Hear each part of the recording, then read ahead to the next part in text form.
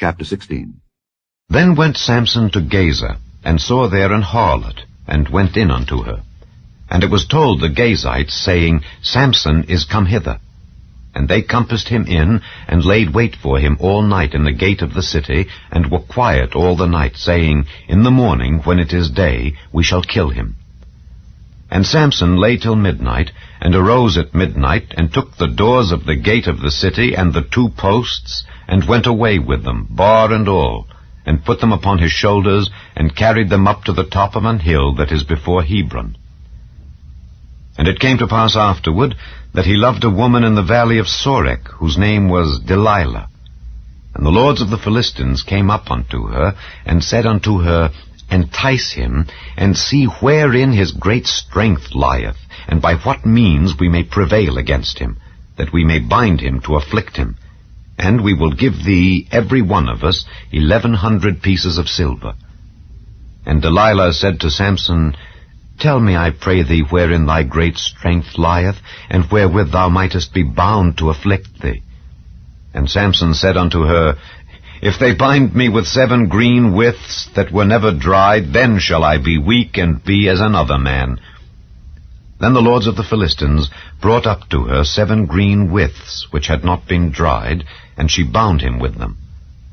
Now there were men lying in wait, abiding with her in the chamber. And she said unto him, The Philistines be upon thee, Samson. And he brake the withs, as a thread of tow is broken when it toucheth the fire. So his strength was not known. And Delilah said unto Samson, Behold, thou hast mocked me, and told me lies. Now tell me, I pray thee, wherewith thou mightest be bound.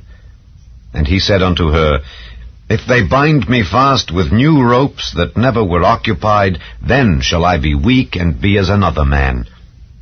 Delilah therefore took new ropes, and bound him therewith, and said unto him, The Philistines be upon thee, Samson. And there were liers in wait abiding in the chamber. And he brake them from off his arms like a thread. And Delilah said unto Samson, Hitherto thou hast mocked me, and told me lies. Tell me wherewith thou mightest be bound. And he said unto her, If thou weavest the 7 locks of my head with the web. And she fastened it with the pin, and said unto him, The Philistines be upon thee, Samson.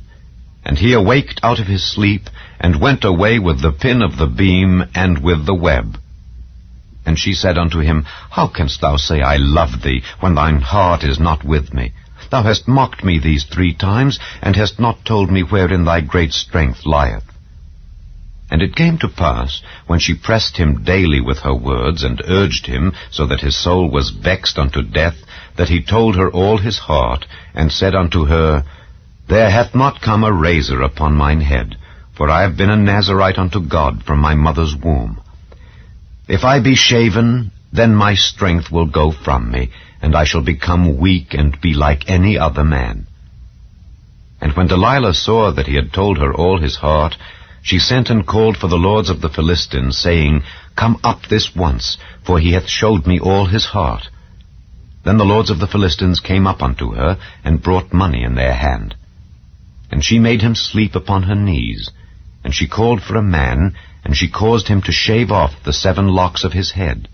And she began to afflict him, and his strength went from him. And she said, The Philistines be upon thee, Samson. And he awoke out of his sleep, and said, I will go out as at other times before, and shake myself. And he wist not that the Lord was departed from him. But the Philistines took him, and put out his eyes, and brought him down to Gaza, and bound him with fetters of brass. And he did grind in the prison house. Howbeit the hair of his head began to grow again after he was shaven. Then the lords of the Philistines gathered them together for to offer a great sacrifice unto Dagon their god, and to rejoice. For they said, Our God hath delivered Samson our enemy into our hand. And when the people saw him, they praised their God, for they said, Our God hath delivered into our hands our enemy, and the destroyer of our country, which slew many of us. And it came to pass, when their hearts were merry, that they said, Call for Samson, that he may make us sport. And they called for Samson out of the prison house, and he made them sport. and they set him between the pillars.